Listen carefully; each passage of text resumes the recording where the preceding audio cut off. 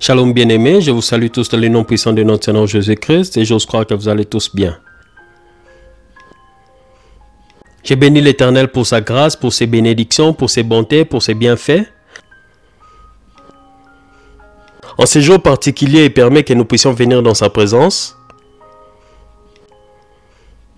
Nous savons que là où il y a 2 ou 3 qui sont réunis en son nom, il est au milieu d'eux.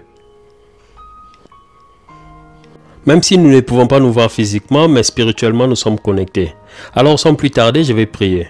Éternel Dieu de gloire, Papa, nous te bénissons. Nous t'exaltons, nous te rendons gloire et louange car tu es merveilleux. Tu es le Dieu qui vit et qui règne pour les siècles et les siècles. Et nous te disons merci pour tes bontés, pour tes grâces, pour tous tes bienfaits, pour tout ce que nous sommes avant. Car il n'y a rien de tout ce que nous ne sommes avant qui ne soit le résultat de nos propres efforts.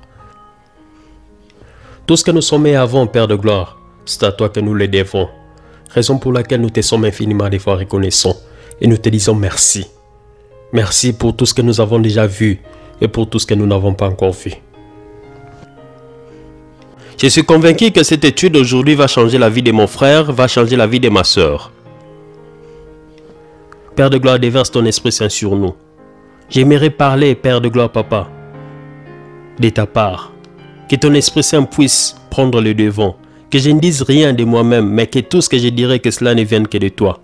Par le nom puissant de Jésus, nous avons ainsi prié. Amen. Nous sommes dans 1 Samuel chapitre 13. Nous lirons du verset 13 au verset 14. La Bible dit: Samuel dit à Saul: Tu as agi en insensé, tu n'as pas observé le commandement que l'Éternel, ton Dieu, t'avait donné. L'Éternel aurait affermi pour toujours ton règne sur Israël. Et maintenant ton règne ne durera point. L'Éternel s'est choisi un homme selon son cœur. Et l'Éternel l'a destiné pour être le chef de son peuple, parce que tu n'as pas observé ce que l'Éternel t'avait commandé. Amen. C'est au verset 14 que nous tirons notre sous-thème qui est l'homme selon le cœur de Dieu. Amen. Mon frère, ma soeur, toi qui as reçu Jésus comme Seigneur et Sauveur de ta vie, tu es le descendant ou la descendante de David. Tu es de la lignée royale. Tu es de la génération David. Alors frappe-toi la poitrine en disant: Je suis un homme, je suis une femme selon le cœur de Dieu. Donne-moi un bon amen et nous allons avancer. Amen. Dis-toi encore, mets ton nom. Moi, Raphaël Junior, mets ton nom. Moi, Raphaël Junior, je suis l'homme, je suis la femme selon le cœur de Dieu. Amen.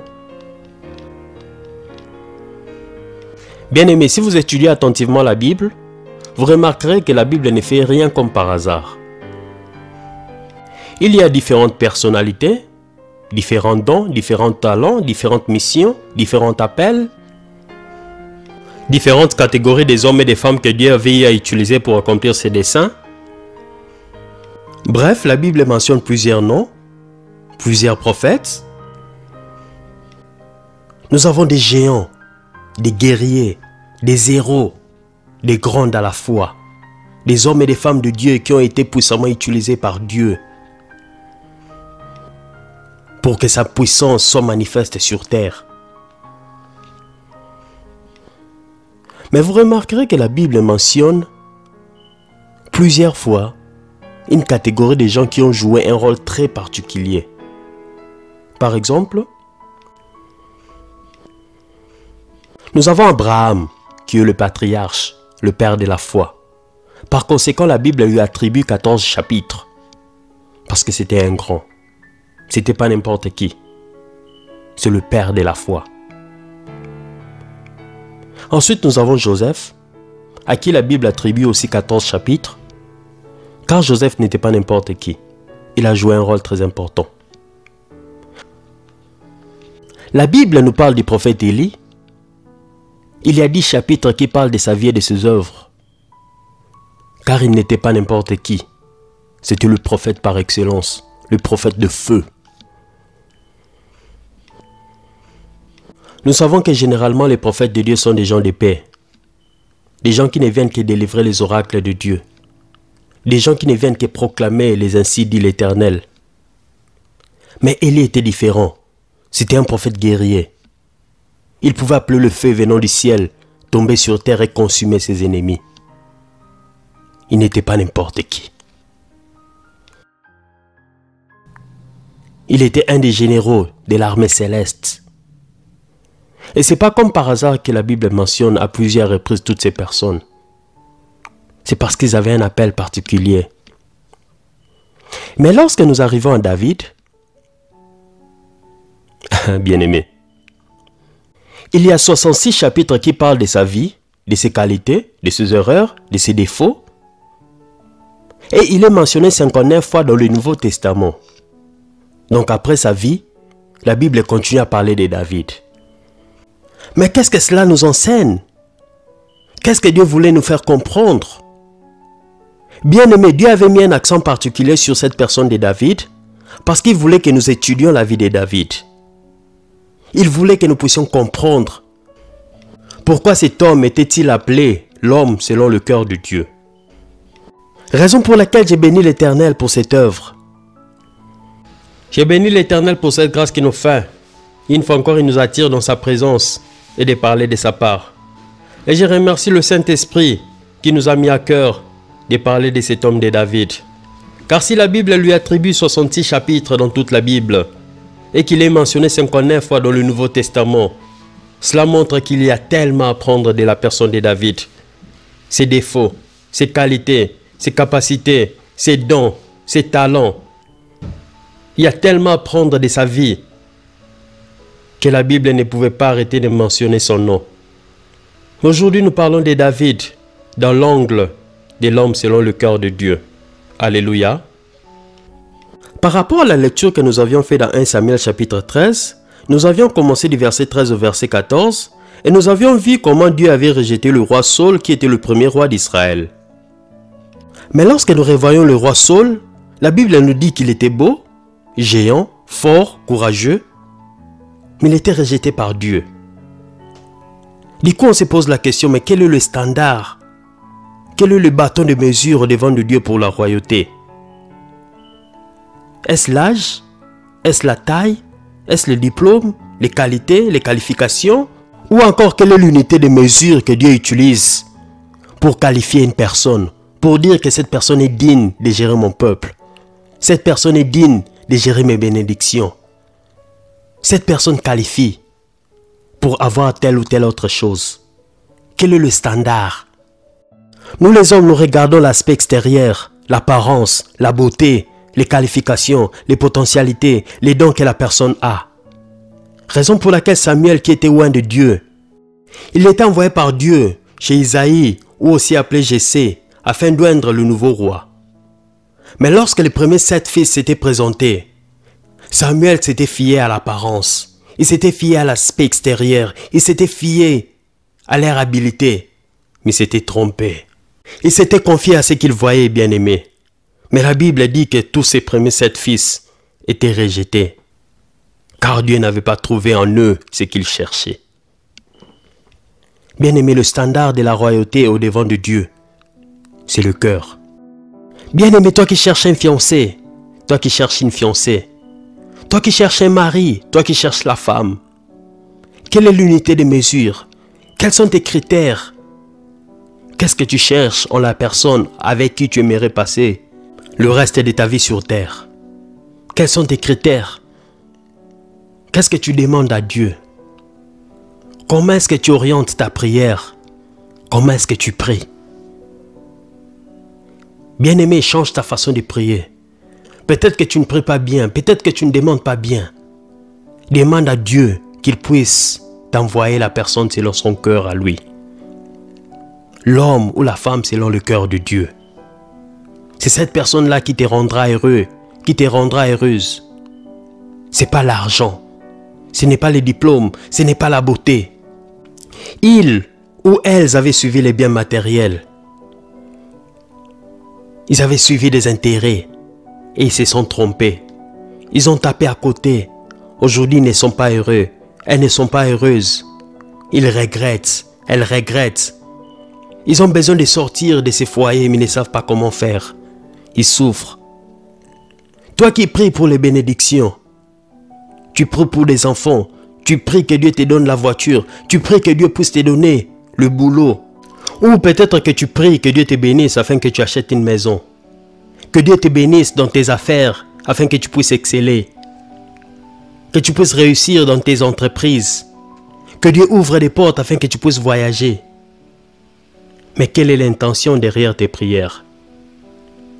Quelle est l'attitude de ton cœur vis-à-vis de tout ce que tu demandes à Dieu? Tu pries que Dieu te bénisse avec ceci, avec cela, avec telle chose ou telle autre chose. Est-ce là pour prouver aux autres? Est-ce là pour te rendre orgueilleux? Quelle est l'attitude, quelle est la position de ton cœur lorsque tu demandes quelque chose venant de Dieu? Bien-aimé, Dieu regarde le cœur. Dieu sonde le cœur et les reins. Il connaît ce qui est en l'homme. Il ne regarde pas l'extérieur, mais il voit l'intérieur. Mon frère, ma soeur, David est le seul dans toute la Bible à porter le titre de l'homme selon le cœur de Dieu. Mais peut-être tu peux te demander, mais attends un peu, de quoi est-ce que tu parles? Je suis confus dans ma tête. David, c'est lui qui avait tué Uri. Il avait pris sa femme Bathsheba, et c'est avec cette femme qu'il avait fait Salomon qui était devenu roi. Quelque part, tu vas te dire, mais David était imparfait. David était un pécheur. Il avait beaucoup d'imperfections, il avait beaucoup de défauts. Il avait commis beaucoup d'erreurs dans sa vie. Mais il est toujours l'homme selon le cœur de Dieu. Car la Bible nous les confirme dans Actes des Apôtres, c'est-à-dire dans le Nouveau Testament. Ceci est une bonne nouvelle pour toi et moi, bien-aimé. Nous sommes imparfaits, nous avons des défauts, nous avons des erreurs, nous commettons des péchés. Mais si nous avons une attitude d'humilité au-devant de Dieu, nos péchés, nos imperfections ne nous séparera pas de l'amour que Dieu a pour toi et moi. Nous continuerons à être des hommes et des femmes selon le cœur de Dieu. Car en dépit des erreurs et des imperfections de David, Dieu continuait à l'appeler l'homme selon mon cœur. Il est l'homme selon le cœur de Dieu. Malgré le jugement des hommes, cela ne peut pas changer. Parce que Dieu regardait son cœur. Mais Dieu continuait à l'appeler l'homme selon mon cœur. Mais pourquoi cela? C'est parce que David savait s'humilier au-devant de Dieu. Il peut arriver que tu tombes dans le péché. Il peut arriver que tu commettes des erreurs. Mais ne reste pas dans ces péchés. Confesse tes péchés à Dieu. Change tes voies et continue à avancer. Secoue la poussière et continue à avancer. Continue à lutter. Continue à combattre le bon combat de la foi. Ne perds pas la foi. Ne perds pas espoir. C'est l'attitude que David avait. Et c'est ce que Dieu approuve. C'est ce que Dieu aime. Amen. Maintenant, nous allons essayer de voir la différence entre le roi Saul et le roi David. Les deux rois étaient choisis par Dieu. Ils étaient oints par le prophète Samuel. Ils avaient régné sur Israël. Et les deux étaient des pécheurs. Ils avaient des imperfections. Mais qu'est-ce qui fait que l'un soit rejeté et l'autre était agréé par Dieu? Pour commencer, Saul était le fils d'un homme riche de la tribu de Benjamin. Il était oint pour devenir roi d'Israël. Pendant que David était né à Bethléem, il était fils de Jessé. Il était d'une famille modeste, c'est-à-dire d'une famille pauvre, et il était descendant de Ruth et de Boaz. David était de la tribu de Juda.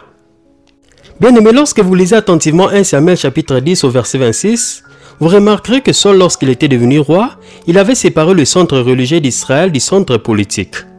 C'est-à-dire, il voulait faire la différence entre la religion et la politique.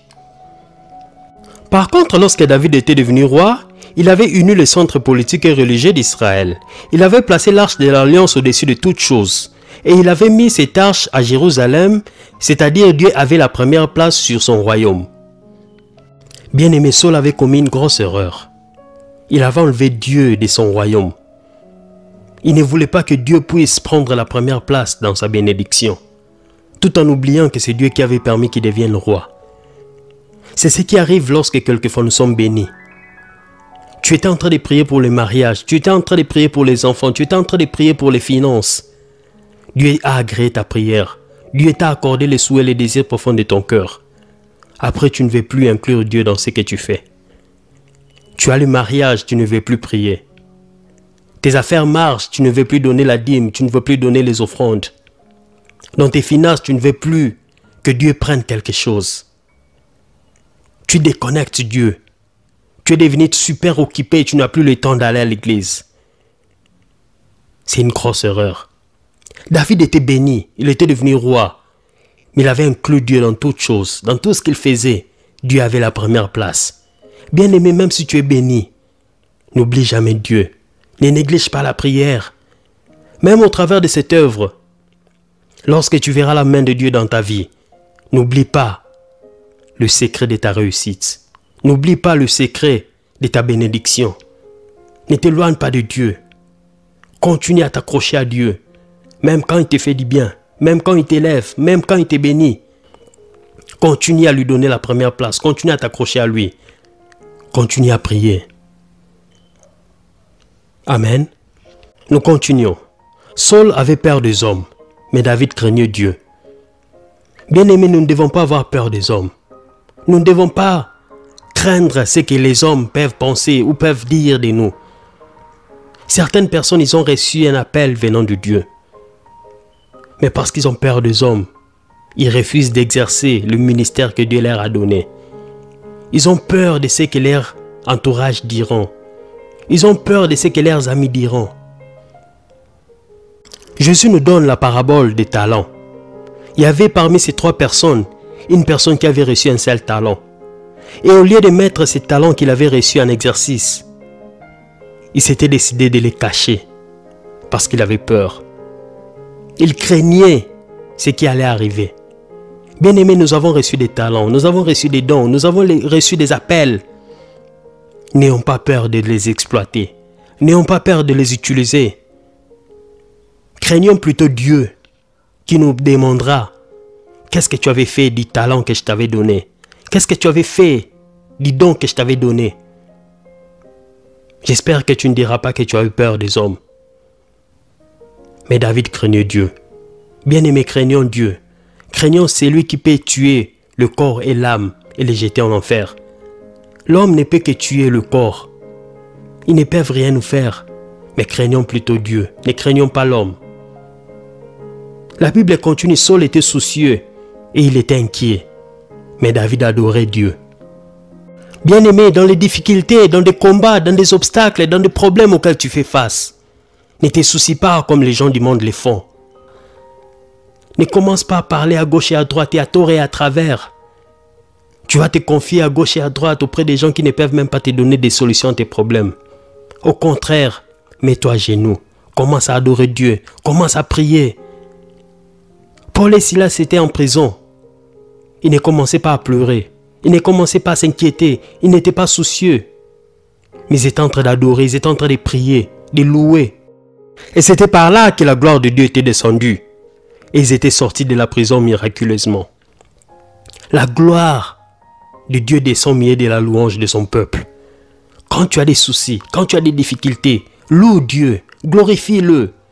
Il descendra et il te sortira de toutes les prisons dans lesquelles tu peux te retrouver. Amen.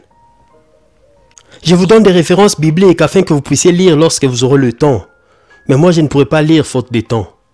Car nous sommes en train de chercher à comprendre pourquoi David était appelé l'homme selon le cœur de Dieu. Bien-aimé, quand tu lis 1 Samuel chapitre 20, des versets 30 au verset 32, tu verras que Saul était cruel. Il était méchant. Mais par contre, quand tu lis 2 Samuel chapitre 7 au verset 29, tu verras que David était gentil et bienveillant. C'était un homme bien, un homme de paix, un homme d'amour. Mais par contre, Saul était jaloux. Il était orgueilleux. Bien-aimé, Saul était impitoyable. Il était rancunier. Il regardait les autres avec un mauvais œil. Mais David savait pardonner les autres. Dans 1 Samuel chapitre 26, nous voyons que David avait pardonné Saul, qui était son ennemi. La même personne qui cherchait à le tuer. Alors que David avait l'opportunité de tuer Saul, Mais David l'avait pardonné. David l'avait exempté parce qu'il disait que c'est un oint de l'Éternel. Il ne voulait pas profiter de l'opportunité qu'il avait eue. Combien de fois avions-nous refusé d'aider les autres parce que nous avons gardé rancune? Nous avons refusé de les pardonner. Nous avons refusé de venir en aide aux personnes qui nous ont blessés. Bien-aimés, apprenons à pardonner. Apprenons à nous pardonner les uns les autres. Bien-aimé, Saul était séparé de Dieu. Son pouvoir, sa richesse l'avaient éloigné de Dieu. Et quand il avait des problèmes, il était allé plus loin en demandant de l'aide d'une femme qui interrogeait les morts. C'est comme qui dirait il était parti consulter un charlatan. Tu ne peux pas mélanger Dieu avec la sorcellerie, bien-aimé. Bien-aimé, il ne faut jamais, alors jamais mélanger Dieu avec la coutume ou la tradition. J'ai entendu des histoires, bien-aimées. D'autres personnes vous diront, notre coutume dit qu'il faut mettre un verre d'eau avant de dormir au devant de la porte. De façon que lorsque les sorciers viendront, ils verront la mer et ils ne pourront pas traverser. Ce sont des conneries, bien-aimés. Savez-vous combien de rivières, de fleuves, des lacs, des mers, des océans que les sorciers ont eu à traverser? Vous croyez que c'est un verre d'eau qui va vous protéger? Ce sont des mensonges. C'est du n'importe quoi, des conneries. Les sorciers n'ont pas besoin de visa pour venir là où vous êtes. Il n'y a rien qui ne les empêche. S'ils veulent vous avoir, ils vont vous avoir. Seul le sang de Jésus qui peut vous protéger, bien-aimés. Ce n'est pas la coutume, ce n'est pas la tradition. Alors arrêtez avec ces conneries. Arrêtez avec ces histoires bizarres qui n'ont ni tête ni queue. D'autres vous disent qu'il faut mettre des fils tout autour des reins pour avoir la chance ou pour se protéger de certaines choses. D'autres vous diront qu'il faut se faire des incisions pour avoir la force. C'est bizarre et c'est surprenant. Tu vois des chrétiens ou des chrétiennes qui respectent la coutume ou la tradition plus que la parole de Dieu. Quelle confusion. Soi-disant ma tradition dit ceci, ma coutume dit cela. Il ne faut jamais mélanger Dieu avec des choses impures, des choses du monde. Jamais. Mais David était en paix avec Dieu. Raison pour laquelle il avait dit dans Psaume 84, le verset 10. Mieux vaut un jour dans tes parvis que 1000 ailleurs. Il préférait être dans la présence de Dieu. Qu'il soit dans la joie, il est dans la présence de Dieu. Qu'il soit dans la détresse, il est dans la présence de Dieu. Il était en paix avec Dieu.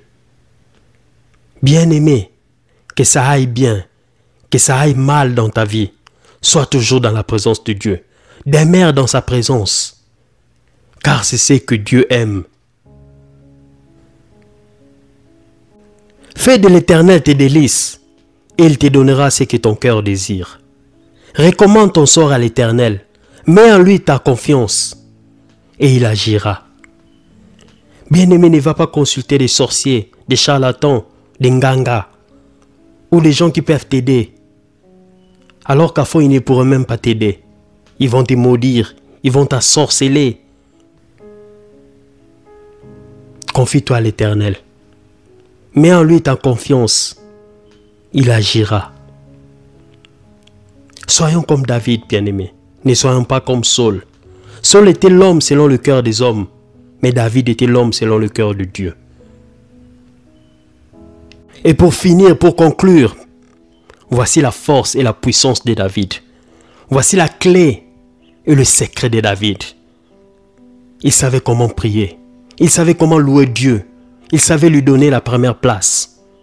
Le plus beau des poèmes que David avait écrit à Dieu, c'est le psaume 23. Il n'y a que 6 versets, mais ces psaumes font bouger le trône de Dieu. Bien-aimé, ces psaumes, c'est la position de quelqu'un qui s'abandonne entre les mains de Dieu. Quelqu'un qui ne se confie pas à ses forces ou à ses capacités. Quelqu'un qui ne se confie pas à ses relations ou à son argent. Bien-aimé, David était un roi. Il avait l'argent, il avait la puissance, il avait l'autorité. Mais il s'abandonnait entre les mains de Dieu. Il ne se confiait pas aux hommes. Il ne comptait pas sur ses capacités. Il ne comptait pas sur ses richesses. Au devant de l'Éternel, il oubliait même qui il était. Bien-aimé, ne fais pas l'orgueil au devant de Dieu. Quelquefois, tu vas à l'église, tu ne veux même pas frapper les mains. Tu ne veux pas t'agenouiller au devant des gens parce que tu as honte. Tu te dis que, oh, est-ce que vous me connaissez? Vous savez qui je suis? Tu deviens même orgueilleux au devant de Dieu. Mais David dansait au devant du monde, ne tenant même pas compte de son rang social. Lui qui était le roi d'Israël, il était en train de danser. Lorsque l'arche de l'Alliance était arrivée à Jérusalem, il dansait comme un fou. Apprends à t'abandonner entre les mains de Dieu. Oublie les hommes. Prenez vos Bibles, bien-aimés. Nous sommes dans Psaume 23. Le souhait, le désir profond de mon cœur, ma prière est que ces psaumes soient engravés dans nos cœurs. Que ce soit notre prière que nous dirons toujours à l'Éternel. Dans tout ce que nous pouvons traverser comme difficulté, dans tout ce que nous pouvons faire face comme opposition, dans tout ce que nous pouvons faire face comme problème, que nous puissions toujours réciter ces psaumes à l'Éternel. Nous allons réciter ces psaumes ensemble. Allons-y. Le cantique de David. L'Éternel est mon berger, je ne manquerai de rien. Il me fait reposer dans les verts pâturages. Il me dirige près des eaux paisibles. Il restaure mon âme.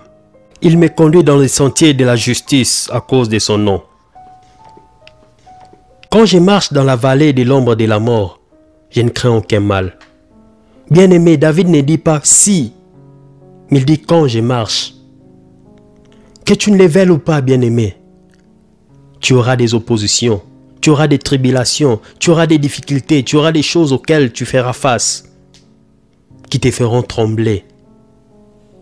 Mais David dit, je ne crains rien, je ne crains aucun mal, car tu es avec moi. Ta houlette et ton bâton me rassurent. Bien-aimé, aie confiance en Dieu. Dis-lui que dans tout ce que j'ai fait face, dans toute difficulté, dans toute opposition auquel j'ai fait face aujourd'hui, je sais que tu es avec moi. Je ne suis pas seul. Ta houlette et ton bâton me rassurent. Je ne crains aucun mal. Tu dresses devant moi une table, en face de mes adversaires. Tu oins d'huile ma tête et ma coupe déborde. Oui, le bonheur et la grâce m'accompagneront tous les jours de ma vie. Et j'habiterai dans la maison de l'Éternel jusqu'à la fin de mes jours. Bien-aimé, si tu mets en pratique ces psaumes, si tu les récites chaque jour, tu sauras louer Dieu, tu sauras adorer Dieu, tu sauras prier. Dans n'importe quelle situation auquel tu peux faire face, tu auras la paix. Et tu seras l'homme ou tu seras la femme selon le cœur de Dieu. Tu plairas à Dieu. Même lorsque la vie te donnera toutes les raisons pour nier Dieu. Même lorsque rien ne va, rien ne marche, rien n'évolue, rien ne fonctionne. Tu lui resteras fidèle. Et Dieu se frappera la poitrine en disant, voici ma fille, voici mon fils. C'est lui qui est selon mon cœur. Alors que Dieu te bénisse.